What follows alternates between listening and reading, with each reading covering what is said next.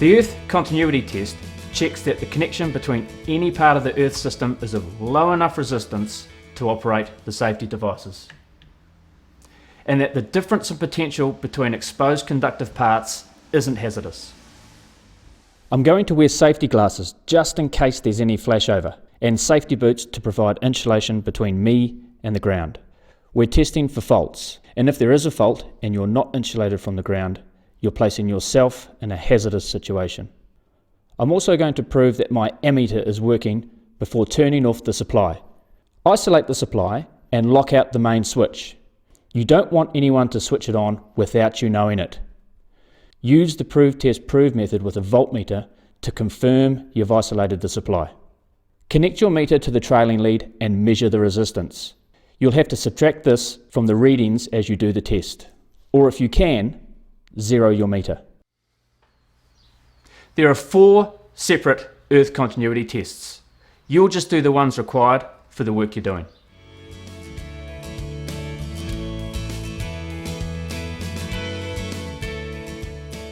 The first test is on the main earth conductor. If you have a main earth conductor, this means you have an MEN switchboard, which has a 2 or 4 wire supply. This means that the neutral is actually a combined earth and neutral conductor, called a PEN, or a protective earth neutral.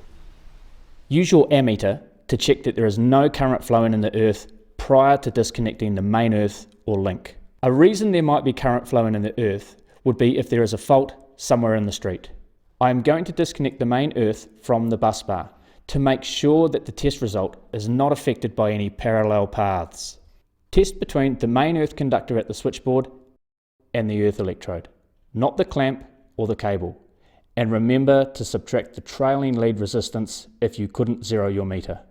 The result must be less than 0.5 of an ohm. Once you're done and you've recorded the reading, remember to reconnect the main earth conductor.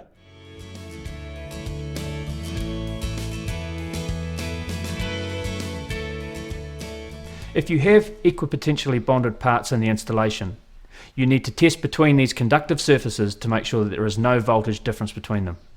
Some of the typical equipotentially bonded parts you're going to come across in the installation is the reinforcing in the slab under the bathrooms, hot water cylinders and water pipes. Use your ohm meter to test between the earth bus bar and all the equipotentially bonded parts one at a time. The result must be less than 0.5 of an ohm, and remember to record your results.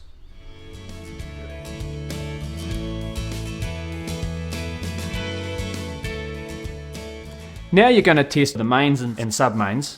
When testing the mains, it's either going to be a PEN, protective earth neutral, or a PEC, protective earth conductor. In a PEN, the neutral is a combined earth and neutral, so it needs to be tested in the same way as the earth in a PEC.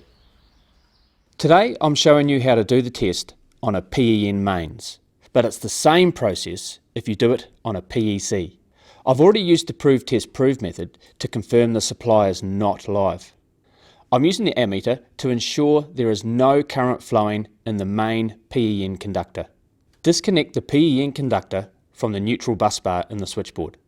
If you're working on a PEC mains, disconnect the PEC from the earth bus bar. This ensures that the test result is not affected by any parallel paths. Now we're going to test between the disconnected PEN conductor and the other end of the PEN conductor. When you check your reading, remember to subtract the trailing lead resistance if you need to. The result has to be less than the RE value given in table 8.2. Remember, you can use the Master Electricians app's calculator to figure out what the maximum value is. Once you're done and you've recorded the result, reconnect the PEN conductor to the neutral bus bar in the switchboard.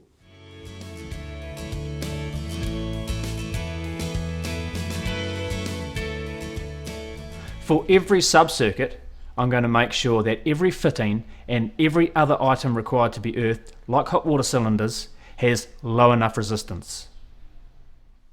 I've already used the prove test prove method to confirm the supply is not live.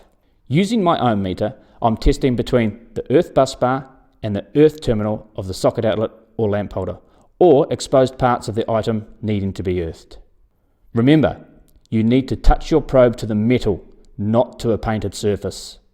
The reading has to be no more than the maximum RE value given in Table 8.2 of AS NZS 3000. Remembering to allow for trailing lead resistance if you need to. Use the ME Hub app calculator to find the maximum value for this test. Record your result and do the test again for every fitting or item that needs to be earthed.